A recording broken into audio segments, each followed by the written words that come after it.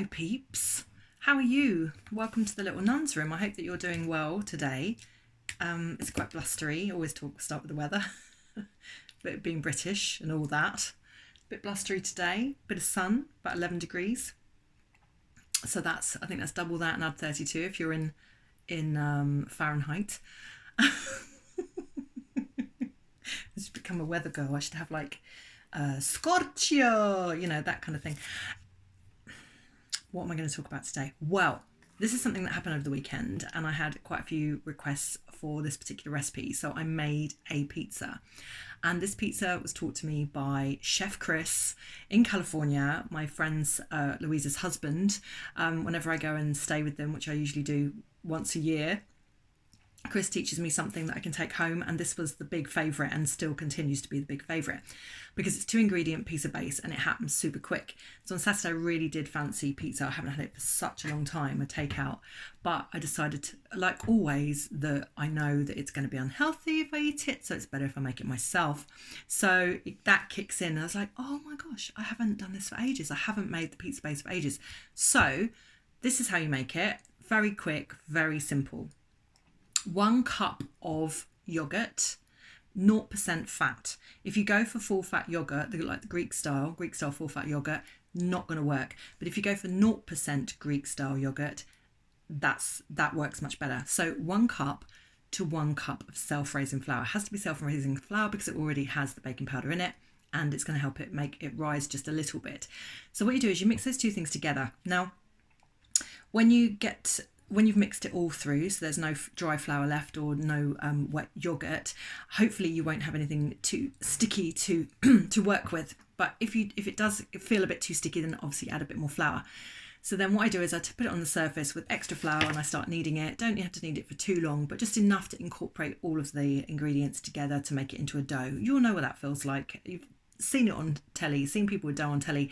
It's like a dry but squidgy, but it shouldn't be wet, it shouldn't be sticky.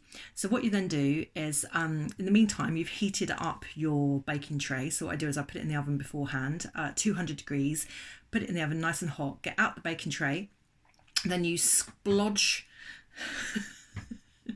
press down the dough onto the baking tray. I've once upon a time I was called rustic with my cooking. I don't care if people think that. I just know that people like to eat what I cook for them, and it's always really, really tasty. So that's important to me. If I ever did want to become a professional chef, then obviously I'd work on my presentation skills, getting there, but I just don't think it's, for me, so important. So anyway, you've got your hot tray, you squodge the dough down, don't burn yourself. So obviously adults do this. Squodge it down, put it in the oven, bake it just for about 5 minutes at 200 degrees, and then you pull it out of the oven again, turn the base over, and then put your ingredients on top as quickly as possible because you want to keep that heat.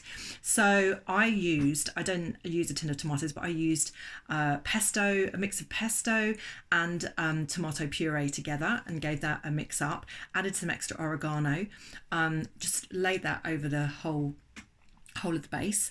Then I added, which is something that I absolutely love, because I just like a plain margherita pizza. I'm not really keen on all these big extra fluffy bits. So a bit of garlic, chopped up garlic on there too. Then I had mozzarella on mine, and I bought some beautiful basil leaves. They're like really gorgeous, really big basil leaves, so put them on too. So sprinkling of no salt needed because it's on the mozzarella. Unless you want extra, you can. Sprinkling of pepper over the top, bit more oregano, bit more anything else that you've got that you fancy popping on that feels like it's Italian and authentic, or maybe not. Maybe some za'atar, for instance. You could have a lovely, beautiful Middle Eastern pizza. So bung it in the oven for another 5 minutes. All you're really looking for is for the cheese to be bubbly. That's all you're looking for. And then pull it out and use a pizza cutter, or if not, you don't have one like me. As you see, everything's completely minimal with me, but just use a knife as carefully as possible and a fish slice, and get your pizza. And don't eat it with your knife and fork. Who eats pizza with a knife and fork? You eat it with your hands. I always put a bit of extra basil on top, and also if I've got any rocket or anything spinachy, because I just have to have some salad there too. I even had some olives. So Super simple recipe. I will put it at the bottom of my link. I really hope that you try it at home. Thank you, Chef Chris. Love you for that. And if you like what you hear, please subscribe to my channel and please keep following for new things every day from the Little Nun's Room. So taking care, enjoy your pizza pie, and and that makes enough for two people. Unless you're greedy, then it's enough for one, but that is a lot. I'm saying it's quite a lot for one. So 2 people, always share if you can. Sending love. All right, bye.